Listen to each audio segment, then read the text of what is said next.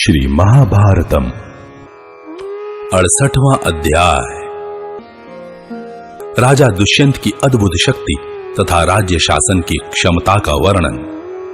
जन्मेजय बोले, ब्राह्मण, मैंने आपके मुख से देवता, दानव, राक्षस, गंधर्व तथा अप्सराओं के अंशावतरण का वर्णन अच्छी तरह सुन लिया।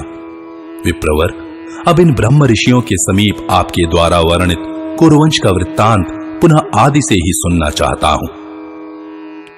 वैशंपायन जी ने कहा, भरतवंश शिरोमणि, पुरुवंश का विस्तार करने वाले एक राजा हो गए हैं जिनका नाम था दुष्यंत। वे महान पराक्रमी तथा चारों समुद्रों से घिरी हुई समूची पृथ्वी के पालक थे। राजा दुष्यंत पृथ्वी के चारों भागों का तथा समुद्र से आवृत संपूर्ण देशों का भी पूर्ण रूप से पालन करते थे। उन्होंने अनेक युद्धों में विजय पाई थी। रत्नाकर समुद्र तक फैले हुए चारों वर्ण के लोगों से भरे पूरे तथा मलेच्छ देश की सीमा से मिले जुले संपूर्ण भूभागों का वे शत्रुमर्दन नरेश अकेले ही शासन तथा संरक्षण करते थे।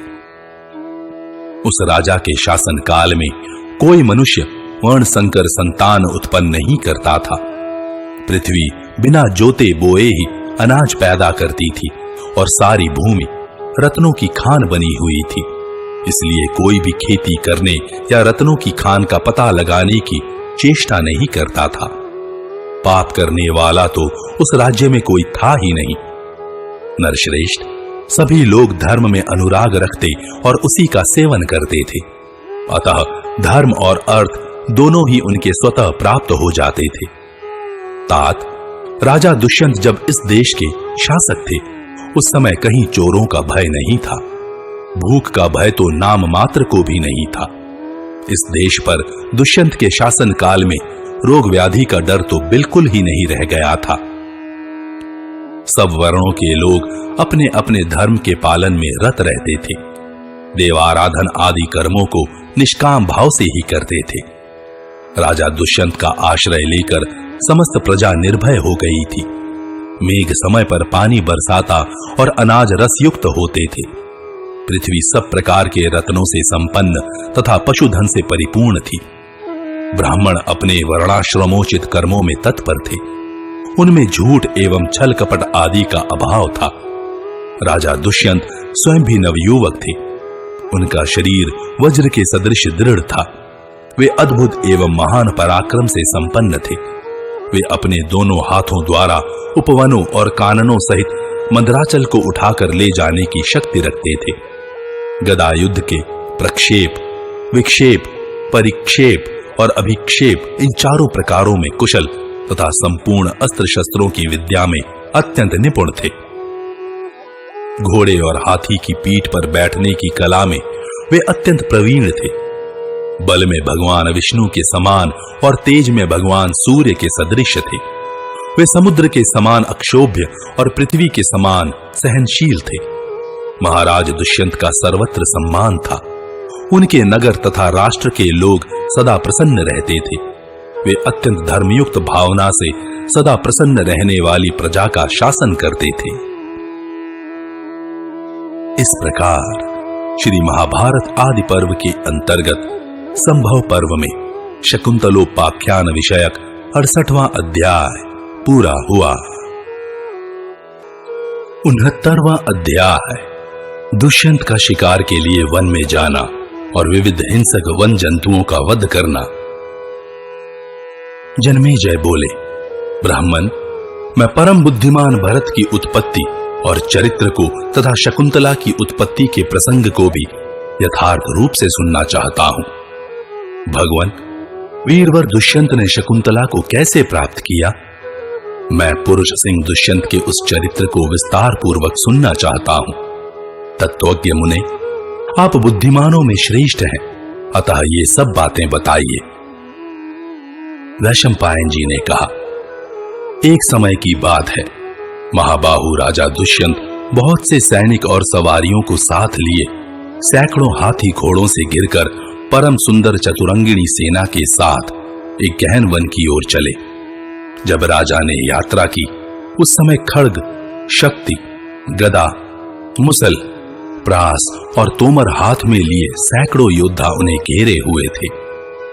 महाराज दुष्यंत के यात्रा करते समय योद्धाओं के सिंहनाद, शंख और नगाड़ों की आवाज, रथ के पहियों की गड़गड़ाहट, बड़े बड़े गजराजों की चिंगाड़, घोड़ों की हिनहिनाहट, नाना प्रकार के आयुध तथा भांति भांति के वेश धारण करने वाले योद्धाओं द्वारा की हुई गर्जना और ताल ठोंकने की आवाजों से चारों ओर भारी कोलाहल मच गया था।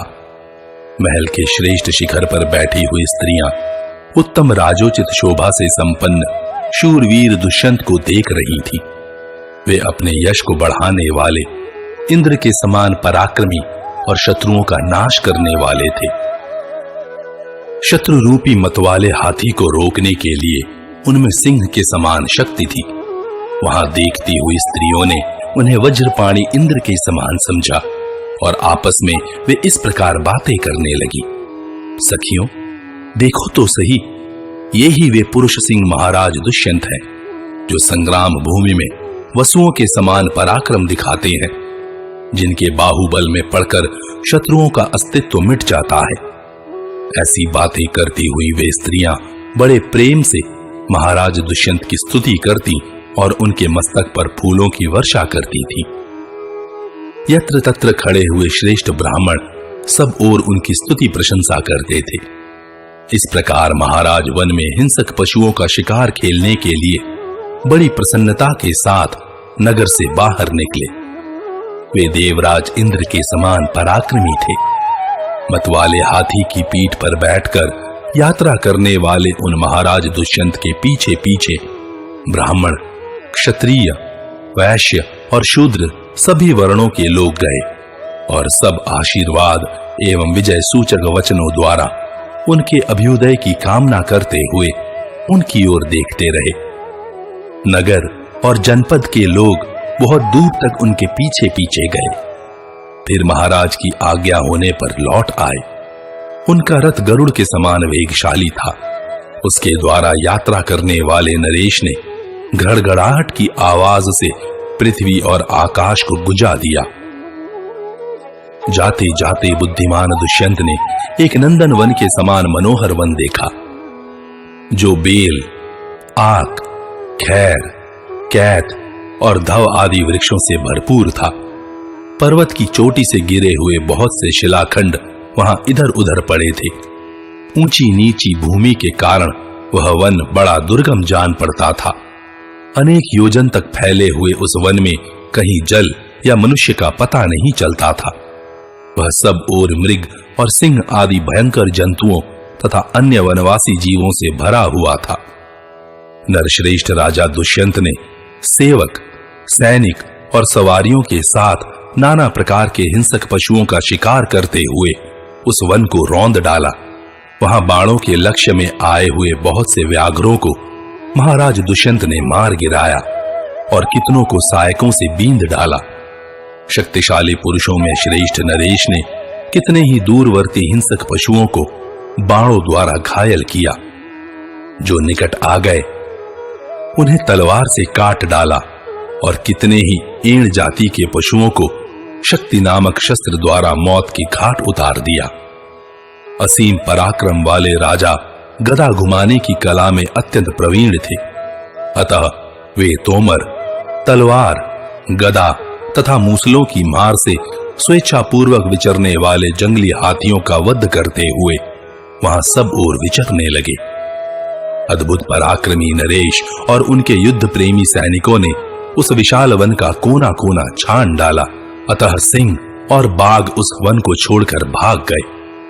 पशुओं के कितने ही झुंड जिनके यूथपति मारे गए थे व्यग्र होकर भागे जा रहे थे और कितने ही यूथ इधर उधर आर्तनाद करते थे। वे प्यास से पीड़ित हो सूखी नदियों में जाकर जब जल नहीं पाते तब निराशा से अत्यंत खिन्न हो दौड़ने के परिश्रम से क्लांत चित्त होने के कारण मूर्छित होकर गिर पड़ते थे। भूख, प्यास और थकावट से चूर चूर हो बहुत से पशु धरती पर गिर पड़े। वहां कितने ही व्याघ्र स्वभाव के नृशंस जंगली मनुष्य भूखे होने के कारण कुछ मृगों को कच्चे ही चबा गए। कितने ही वन में विचरने वाले व्याध वहां आग जलाकर मांस पकाने की अपनी रीति के अनुसार मांस को कूट कूट कर रांधने और खाने लगे। उस वन में कितने ही बलवान और मतवाले हाथी अस्त्र शस्त्रों के आघात से क्षत विक्षत होकर सूंड को समेटे हुए भय के मारे वेग पूर्वक भाग रहे थे। उस समय उनके घावों से बहुत सा रक्त बह रहा था और वे मलमूत्र करते जाते थे। बड़े बड़े जंगली हाथियों ने भी वहां भागते समय बहुत से मनुष्यों को कुचल डाला। वहां बाण रूपी जल की धारा बरसाने वाले सैन्य रूपी बादलों ने उस वन रूपी व्योम को सब ओर से घेर लिया था।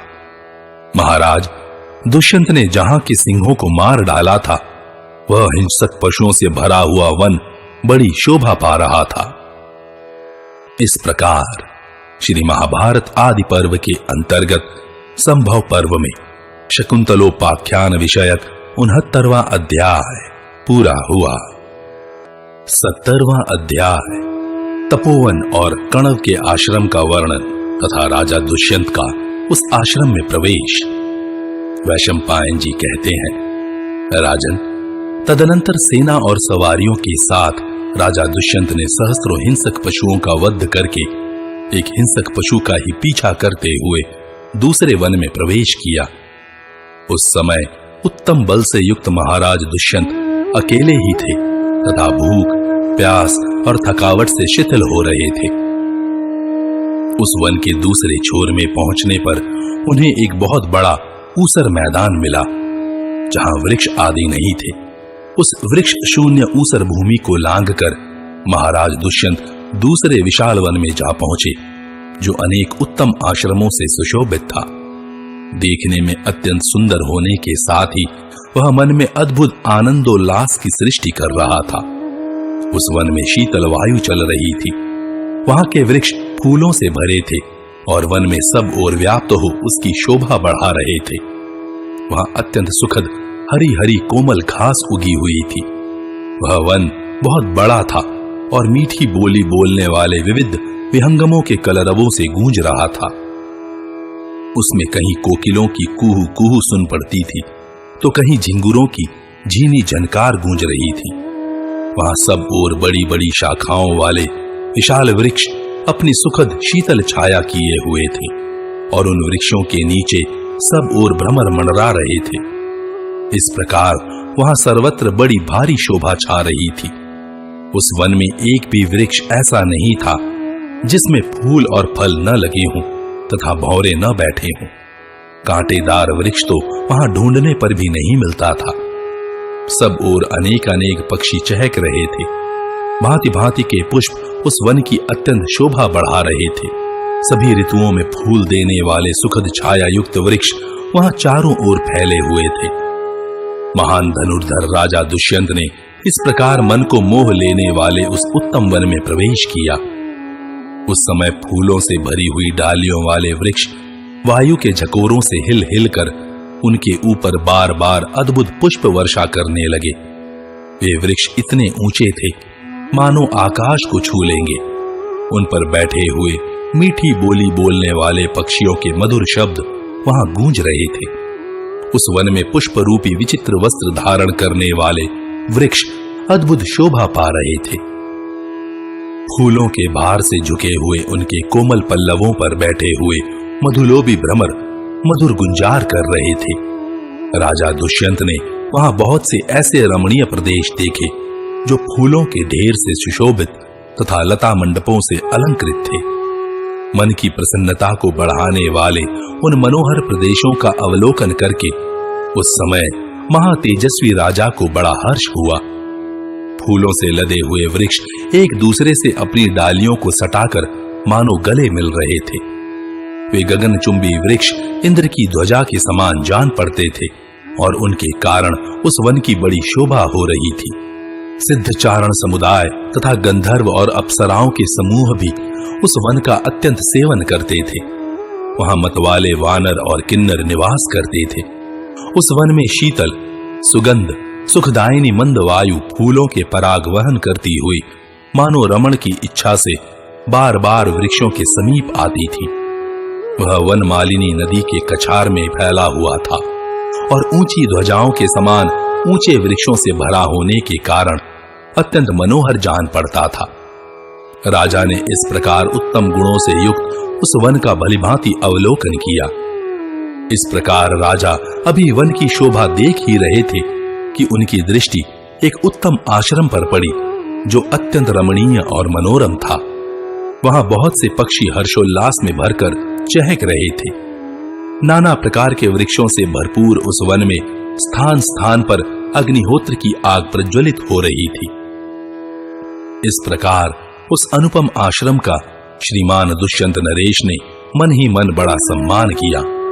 वहां बहुत से त्यागी विरागी यति, बालखिल्य ऋषि तथा अन्य मुनिगण निवास करते थे। अनेकानेक अग्निहोत्र गृह उस आश्रम की शोभा बढ़ा रहे थे। वहां इतने फूल झड़कर गिरे थे कि उनके बिछौने से बिछ गए थे। बड़े बड़े तून के वृक्षों से उस आश्रम की शोभा बहुत बढ़ गई थी। राजन, बीच में पुण्य सलीला मालिनी नदी बहती थी जिसका जल बड़ा ही सुखद एवं स्वादिष्ट था। उसके दोनों तटों पर वह आश्रम फैला हुआ था। मालिनी में अनेक प्रकार के जल पक्षी निवास करते थे तथा तटवर्ती तपोवन के कारण उसकी मनोहरता और बढ़ गई थी। वहां विषधर सर्प और हिंसक वन जंतु भी सौम्य भाव से रहते थे। यह सब देखकर राजा को बड़ी प्रसन्नता हुई। श्रीमान दुष्यंत नरेश अप्रतिरथ वीर थे। उस समय उनकी समानता करने वाला भूमंडल में दूसरा कोई रथी योद्धा नहीं था। वे उस आश्रम के समीप जा पहुंचे जो देवताओं के लोक सा प्रतीत होता था। वह आश्रम सब ओर से अत्यंत मनोहर था। राजा ने आश्रम से सटकर बहने वाली पुण्य सलीला मालिनी नदी की ओर दृष्टिपात किया जो वहां समस्त प्राणियों की जननी सी विराज रही थी। उसके तट पर चकवा चकई किलोल कर रहे थे। नदी के जल में बहुत से फूल इस प्रकार बह रहे थे मानो फेन हो। उसके तट प्रांत में किन्नरों के निवास स्थान थे। वानर और रीछ भी उस नदी का सेवन करते थे। अनेक सुंदर पुलिन मालिनी की शोभा बढ़ा रहे थे। वेद शास्त्रों के पवित्र स्वाध्याय की ध्वनि से उस सरिता का निकटवर्ती प्रदेश गूंज रहा था।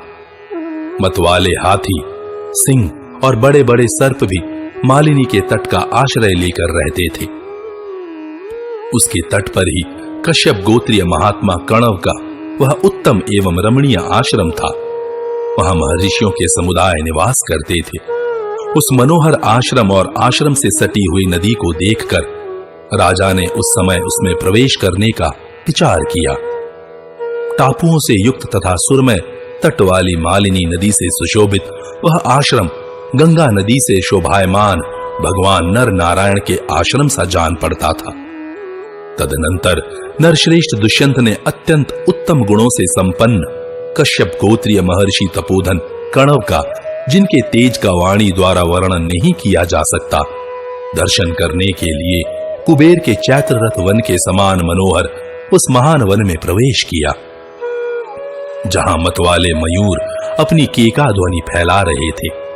वहां पहुंचकर नरेश ने रथ, घोड़े, हाथी और पैदलों से भरी हुई अपनी चतुरंगिणी सेना को उस तपोवन के किनारे ठहरा दिया और कहा, सेनापति और सैनिकों, मैं रजोगुण रहित तपस्वी महर्षि कश्यप नंदन कणव का दर्शन करने के लिए उनके आश्रम में जाऊंगा। जब तक मैं वहां से लौट न आऊं तब तक तुम लोग यहीं ठहरो। इस प्रकार आदेश दे नरेश्वर दुष्यंत ने नंदनवन के समान सुशोभित उस तपोवन में पहुंचकर भूख प्यास को भुला दिया। वहां उन्हें बड़ा आनंद मिला। वे नरेश मुकुट आदि राज चिन्हों को हटाकर साधारण वेशभूषा में मंत्रियों और पुरोहित के साथ उस उत्तम आश्रम के भीतर गए। वहां ये तपस्या के भंडार अविकारी महर्षि कणव का दर्शन करना चाहते थे। राजा ने उस आश्रम को देखा मानो दूसरा ब्रह्मलोक हो। नाना प्रकार के पक्षी वहां कलरव कर रहे थे। भ्रमरों के गुंजन से सारा आश्रम गूंज रहा था। श्रेष्ठ ऋग्वेदी ब्राह्मण पद और क्रम पूर्वक ऋचाओं का पाठ कर रहे थे। नरश्रेष्ठ दुष्यंत ने अनेक प्रकार के यज्ञ संबंधी कर्मों में पढ़ी जाती हुई वैदिक ऋचाओं को सुना। यज्ञ विद्या और उसके अंगों की जानकारी रखने वाले यजुर्वेदी विद्वान भी आश्रम की शोभा बढ़ा रहे थे। नियम पूर्वक ब्रह्मचर्य व्रत का पालन करने वाले सामवेदी महर्षियों द्वारा वहां मधुर स्वर से सामवेद का गान किया जा रहा था। मन को संयम में रखकर नियम पूर्वक उत्तम व्रत का पालन करने वाले सामवेदी और अथर्ववेदी महर्षि भारूंड संज्ञक साम मंत्रों के गीत गाते और अथर्ववेद के मंत्रों का उच्चारण करते थे, जिससे उस आश्रम की बड़ी शोभा होती थी। श्रेष्ठ अथर्ववेदीय विद्वान तथा पूग यज्ञ नामक साम के गायक सामवेदी महर्षि पद और क्रम सहित अपनी अपनी संहिता का पाठ करते थे। दूसरे द्विज बालक शब्द संस्कार से संपन्न थे। ये स्थान, करण और प्रयत्न का ध्यान रखते हुए संस्कृत वाक्यों का उच्चारण कर रहे थे। इन सब के तुमुल शब्दों से गूंजता हुआ वह सुंदर आश्रम द्वितीय ब्रह्मलोक के समान सुशोभित होता था।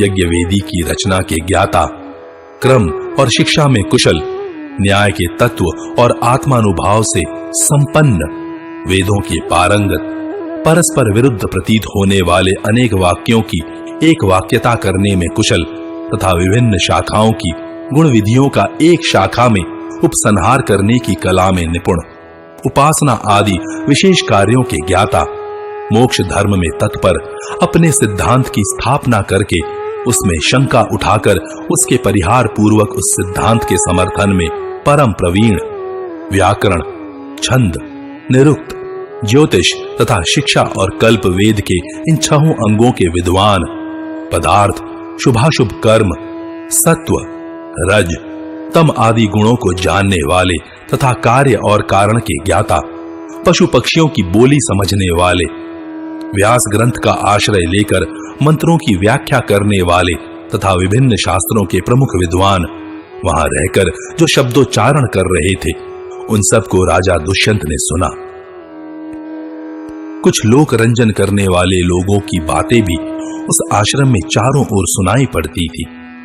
शत्रुवीरों का संहार करने वाले दुष्यंत ने स्थान स्थान पर नियम पूर्वक उत्तम एवं कठोर व्रत का पालन करने वाले श्रेष्ठ एवं बुद्धिमान ब्राह्मणों को जप और होम में लगे हुए देखा। वहां प्रयत्न पूर्वक तैयार किए हुए बहुत सुंदर एवं विचित्र आसन देखकर राजा को बड़ा आश्चर्य हुआ। द्विजों द्वारा की हुई देवालयों की पूजा पद्धति देखकर नृपश्रेष्ठ दुष्यंत ने ऐसा समझा कि मैं ब्रह्मलोक में आ पहुंचा हूं। वह श्रेष्ठ एवं शुभ आश्रम कश्यप नंदन महर्षि कण्व की तपस्या से सुरक्षित तथा तपोवन के उत्तम गुणों से संयुक्त था। राजा उसे देखकर तृप्त नहीं होते थे। महर्षि कण्व का वह आश्रम जिसमें वे स्वयं रहते थे, सब ओर से महान व्रत का पालन करने वाले तपस्वी महर्षियों द्वारा घिरा हुआ था। वह अत्यंत मनोहर, मंगलमय और एकांत स्थान था। शत्रुनाशक राजा दुष्यंत ने मंत्री और पुरोहित के साथ उसकी सीमा में प्रवेश किया। इस